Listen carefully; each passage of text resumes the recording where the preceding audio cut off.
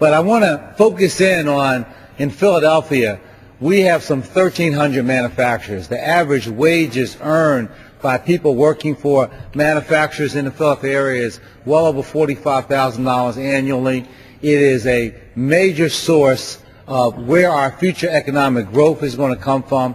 And the gentleman from California who has dedicated a great deal of his life on economic development really understands that at the end of the day, the only way to really build wealth in our nation is that we have to be making products, that we can't be a consumer-driven economy and expect to continue to have a high quality of life for ourselves and for our families and for our children and grandchildren. In Philadelphia, we're making everything from peanut chews, which are the best candy bars in the world, to saltwater fishing reels, which are the world class among fishermen and women throughout the world. We're making for rail cars. We're making rail cars, and we're making upholstery for rail cars. We have manufacturers that are engaged in making bicycles. I mean, you run through the gamut, and you will see. Now, people, when they first think about our city, they say, well, you've lost a couple 100,000 manufacturing jobs over the last 30 years. That's true. And when you saw the old Stetson hat factories and some of the old factories closed down, but there's a new group of manufacturers who have stepped into the void, and some of them who have been around for a while have even improved their technology in ways that make them very competitive.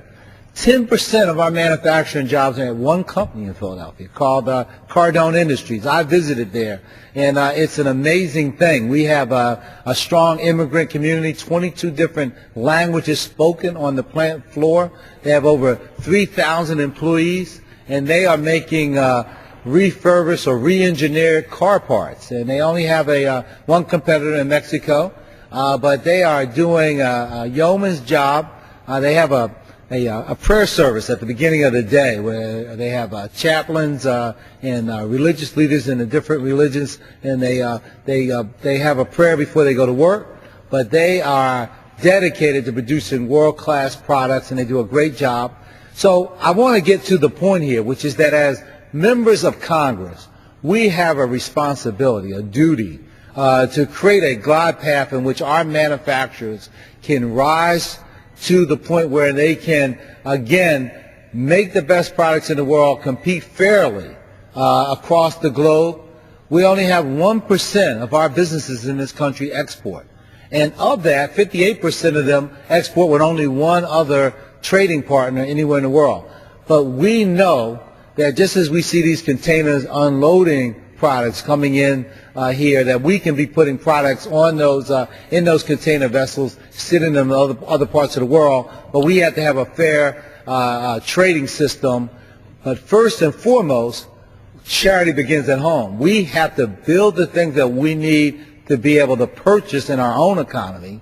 And so whether they are household appliances, whether they're cars or mass transit vehicles, we have to build the capacity to re-engineer our manufacturing sector.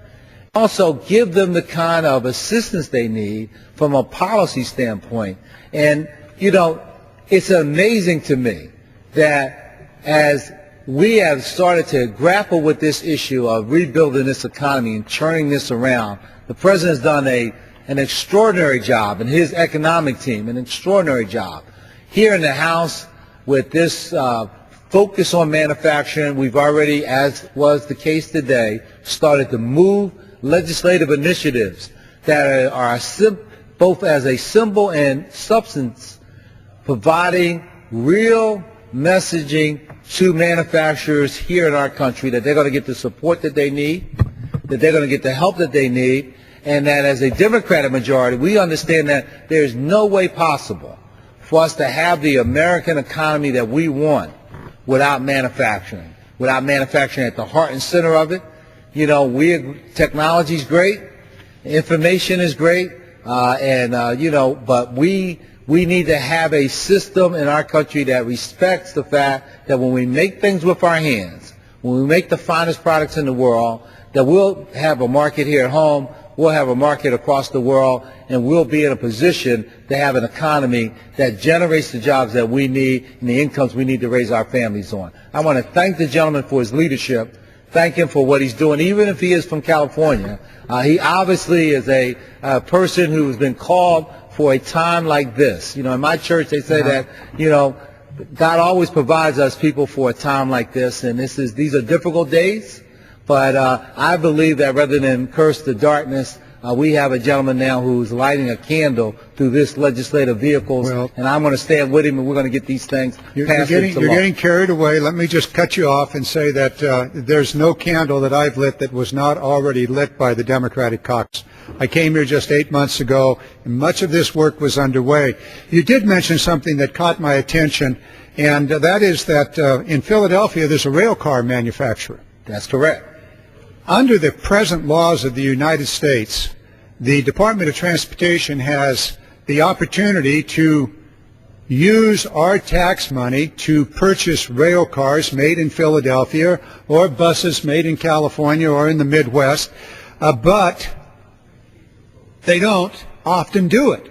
Instead, they use one of 4 waivers that are in the law that allows our tax money to be spent on things that are manufactured, buses, trains, light rail, subway cars, manufactured overseas and imported. Our tax money is going overseas, and I'm going, no way, no how. So what you and I and others are working on is to eliminate 3 of those waivers and simply say, no, no, no, no, no. If it's our tax money, we're going to use it to buy rail cars manufactured in Philadelphia. Well, Lord, let me tell you, that's why I'm a co-sponsor of your legislation, H.R. 5791, because it addresses directly this point. I was at the ribbon cutting and grand opening for this company with the governor and with my colleague, Congressman Brady, whose district this is in, and it's actually in that the Philadelphia Navy Yard, which has been transformed from a naval shipyard to a manufacturing and economic development base. Tens of thousands of jobs there. We're making those cars, and we want to sell them all over the United States of America. Well, let's do it, and then we can export them too.